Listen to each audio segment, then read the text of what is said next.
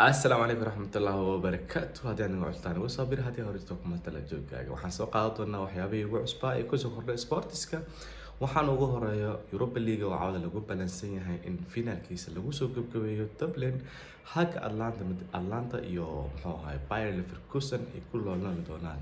Bayer Leverkusen ayaa ognahay in ay unbeaten tahay horyaalka ay ku qaaday ilaa hadda aan la loolin wax guuldaro aysan la kulmin. hubaal mala kulmi doontaa cawada guuldaro ugu horeysay kooxda Atlanta oo ognahay inay soo reebtay kooxaha Liverpool. taasna waxaa kaleeto waxaan ognahay inay soo reebtay kooxda Man City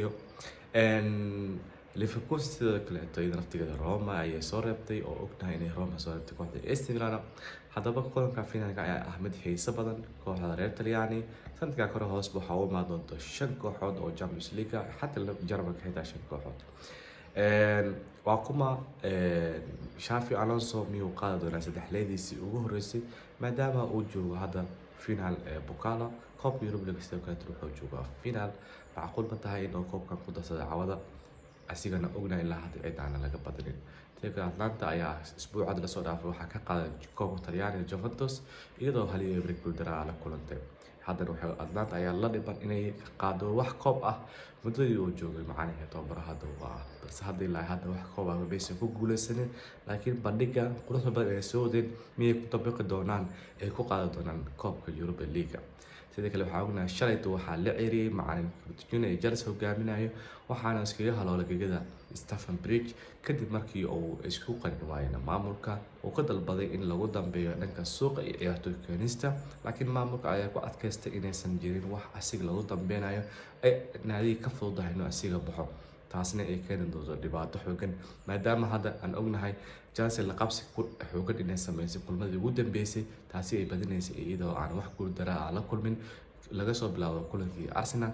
laakiin hadda waxaa moodaa inay la qabsi xoogan sameysay laakiin macalinkan ayaa diidan in maamulka waxay doonaan u sameeyaan ciyaartooyda doonaan asiga aan laga talagelin keeno kadibna ku ciyaar la dhaho. balse maamulka ayaa ku adkaystay inaysan jirin wax kaga dambeyn ah oo ciyaartooyda ay keeni doonaan ayaga amarkooda ay ku keeni doonaan. taasna waa dhibaato xoogan macalin walba meeshan imaadan dhibaato ayuu kala kulmi doonaa. waxaan ognahay macalinka wuxuu ku qanacsan yahay in ciyaartooydiisa asiga lagu dambeeyo laakiin ma sheegna sanadahan in qof walba oo mushaarkiisa u fiirsan doono. laakiin Chelsea ayaa la dhiboonaysa sanadkii horeeto macalin waxaan ognahay Frank Lampard in dib lagu soo celiyo Thomas Tuchel naadiga talo laga ceeriyay macalin badan loo dhiibay. marka hadda waa isla xaaladii sidaas aan filayaa inay sii socon doonto maxaa yeelay maamulka ayaa ah kuwa ugu dhiban in dhibaatada xoogan soo gaari doonto.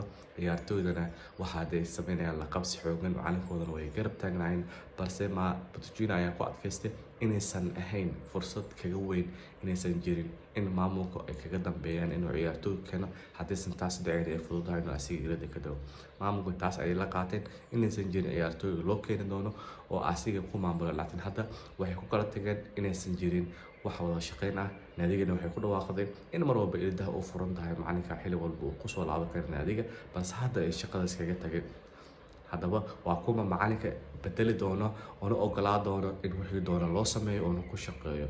adiga fikirkaaga noo dhiib haddii aad nagu cusub tahay nagu soo biir waxaan kaa codsanaynaa muuqaalkan sheegareyso la gareyso haddii aad ka heshan waxaan rajeynaya insha allah inaan soo bado doono muuqaalada mid ka mid ah wixii kusoo kordho sportiska suuqa kala iibsiga halkaan kala socon doontaa insha allah kulan dambe xiiso leh. assalaamu calaykum waraxmatullahi wabarakaatu.